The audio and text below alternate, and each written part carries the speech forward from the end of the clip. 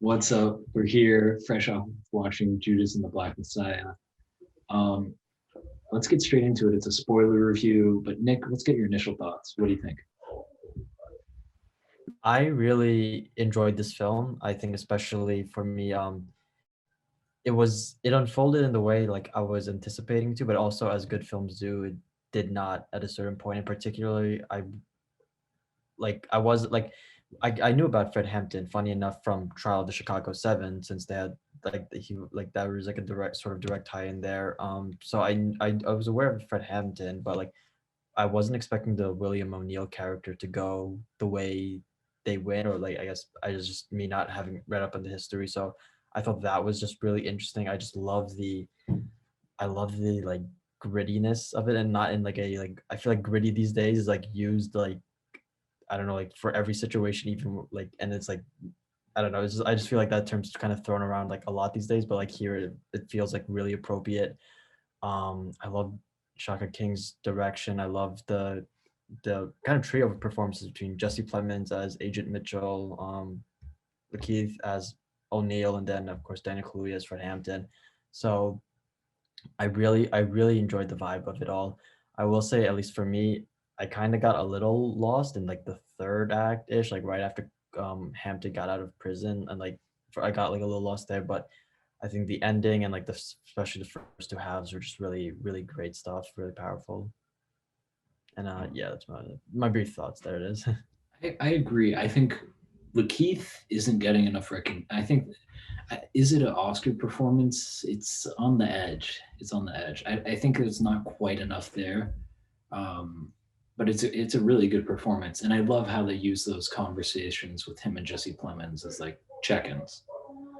Um, One of the other things I found really interesting was the way they portrayed Daniel Kaluuya's character and just his performance overall. I'm trying to remember the name of the woman he acts across.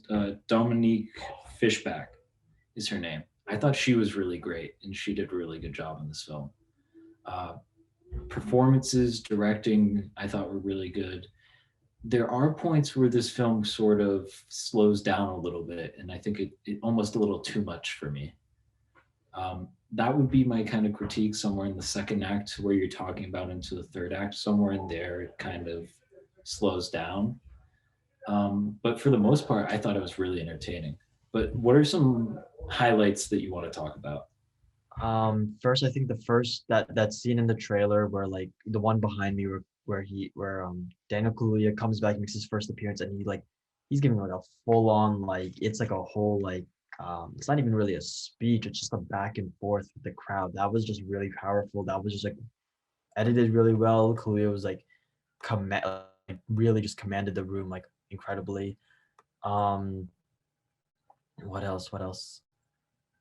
I think the I think the shootout scene was like also done really well. I think that was just like a really like it had a lot, not to compare it to or like bring up trial again, but like that like that was like their sort of riot scene equivalent, like where it's like really intense like action scene, and you're just like it's just like just so much happening. I really I thought O'Neill was gonna stay, so when he dipped as soon as he could, I thought that was crazy. I just like I really did not expect how like I thought O'Neill would be the classic like he's doing it for himself, but he finds himself getting like buying into like the rhetoric that Hampton is saying, but he really maintained a really like neutral like kind of apathetic stance throughout the whole thing, which I thought was really interesting.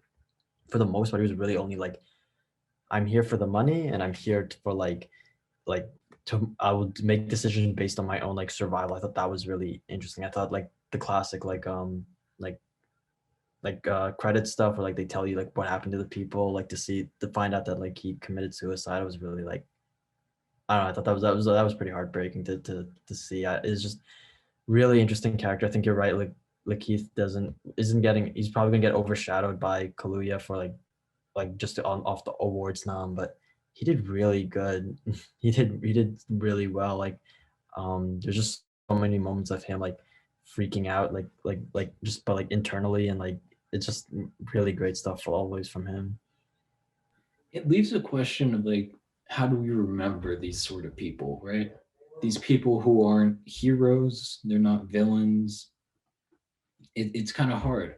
Where are they in history? Because there's someone who's exploited, but they also, take the easy way out and they pay the consequences for that, right?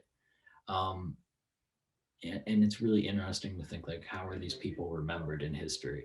And I think this film really gives us a good idea and gives us a full platform to view a person and then kind of come with our own judgment on like, what do we think, like, what type of person is he? Because he's clearly sympathetic to what Fred Hampton's doing, Yeah. um, but he's also complicit in his demise, right? Mhm. So it's this balancing act. It's really fascinating of, you know, humanizing a person versus saying this is a good or a bad person. And I think that by humanizing them and not, the camera is a neutral lens in this film. And Mhm. I think that's the really interesting conversation that can be had as to LaKeith Stanfield's character. Yeah, for sure, for sure. Um what was I gonna, what was I gonna say? I just thought he was like it was just like really interesting. I was really interested that like in some ways like that the relationship that seemed to be more like imperative to him was the one with Agent Mitchell, which again I thought Mitchell was gonna be the classic like oh like he's there to represent the government and like be like hard ass to like keep like there was like an actual some sort of like back and forth, but there was that line where O'Neill is like um I everyone had their role models. Mine was an FBI agent. I thought that was really interesting, assuming that's like that was the actual interview line. I thought that was really interesting. And also, yeah, same with Mitchell. I wasn't expecting him to like get much. I was expecting him to be like a pretty like straightforward like caricature like government stand-in, but like that scene where the where J. Edgar Hoover's like like asking him about his family, and you see him kind of like really caught off guard. I thought that was really interesting. Well, I think Clemens did a good job like in this like relatively limited supporting role. I did too. I think his character is really interesting because I think there's a more clear commentary from the film on who that character is. Yeah. He's someone who is complicit essentially with what goes on. You know, he doesn't say anything or step up to the plate or really help anyone. That's what I at least took away from that character. Right. Right. I don't know. I really enjoyed seeing their like back and forth, and like it did help with the pacing. I think definitely like for me to like again the third act I kind of got a little lost, but what really did help was like that slow realization of like oh like J. Edgar wants him dead, and like Jesse Plemons is kind of like all right, well we gotta send in Bill, and like that they really I think anchored the third act just as like because there's like so many like they were like rebuilding, and then like two Panthers were like were in two different shootouts and got killed, but like that central like storyline that one kept me locked in. Those actors I don't know who plays J. Edgar, but like kind of the three of them kind of helped like anchor all that going into the third act. Yeah, I think this film, one of my critiques on it, which there aren't really many, Mhm. directing's great. I think it could have been a shorter film. I think it could have been 5-10 minutes shorter, and I think it would have been better because of it. I Fair think the enough. pacing's just a little bit too slow. That it doesn't quite move enough, and maybe it's because I've learned like I don't know. It might be different for you, but I've learned about a lot of this stuff that happened Yeah. um, from classes I've taken. So it's hard. But for you, did you kind of feel that same way? I felt that like I will say that like the first two halves I wanted to like stay in that like realm more, that kind of like you see what the party's doing, because I know that like the Black Panther party hasn't always like, gotten the best like film representation. So like just to see them like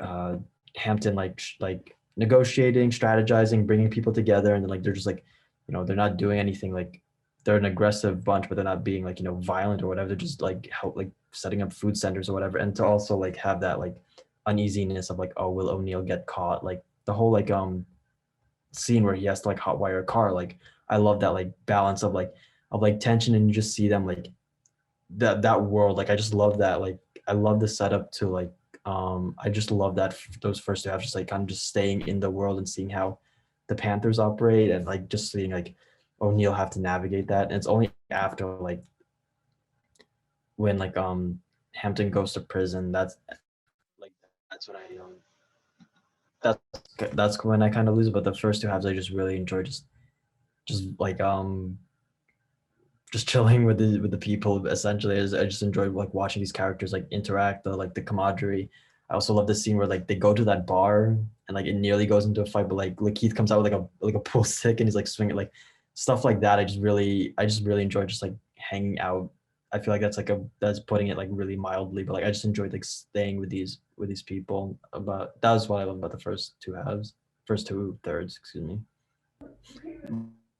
I think something that's really interesting about this film is just its neutral lens. But is there anything you want to touch upon?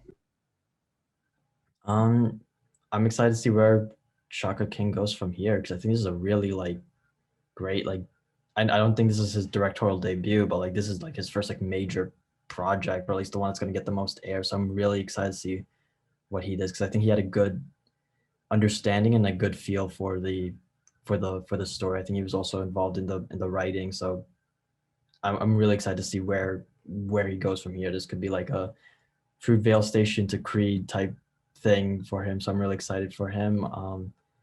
I think Kaluuya is a lock. I don't know if I have to think like if I want him to win per se because I know I really loved Leslie Odom in One Night, but I'll probably we'll talk about that come April. But I think he's definitely a lock for sure. So it's gonna be awesome to see. I think he's a lock. I think LaKeith's a fringe. Can you remind me of the director's name again? Shaka King. Shaka King. Um, I think he's definitely in the mix. I'm not sure. But It's a tough year. Director race is definitely really tough this year. So Yeah. it's gonna be interesting. But I really do think this could be a stepping stone film where it's a great small film, but towards between Spike Lee's first film to say like Malcolm X, which is like a 3-hour kind of epic Right. biopic, right? Like I think this could be his stepping stone for his next like bigger budget project like that. Yeah. It's gonna be good. I'm excited for all that stuff. I love the performances. Where does this rank about for like, let's talk about Oscars 2021, like of the films from 2020 to now, where does this kind of rank for you? I don't know. I think I could see this. This is probably going to get a Best Picture nom. Do I think it will win? No. Do I want it to win? Not particularly. Particularly. Um, what else? Will it get a screen? I feel like it could potentially get a screenplay nod. I'm like on and off about that. Maybe I have to see like because it would be original screenplay, and I know that like between like Minari's like and Promising Young Woman is a tight race as well. So um, I don't. I think for right now their biggest contender is Kaluuya, Best Supporting Actor. Everything else, it's a tight race in a lot of the categories. They'll probably end up. I think for sure Daniel Kaluuya is going to be their leading man in will come award season. I guess we'll see. I know he was nominated at the Globes, so I guess we'll see in like 2 weeks or so. Yeah, I think I'm looking at my list and I think it could be somewhere as high as 7 and as low as 9. It's somewhere in that 7 to 9 range for me. Yeah, that's I'm trying to think, do I like it more than Invisible Man and Palm Springs? Right. I have this on my like 2021 like film list, but in terms of like Oscar recognition, like it's a tight race. It's a tight race in a lot of categories, but Kaluuya is their best bet should something happen. Should like if there was ever going to be like a solid like chance of winning, it'd be Kaluuya. Right. Well, with that wraps up this episode talking about, oh my gosh, we'll cut that and do it again. Okay. This wraps up this episode talking about Judas and the Black Messiah. Let us know your thoughts down in the comment section down below. Where does it rank on your list? Don't forget to like and subscribe to the video, and we'll see you next time. Peace out.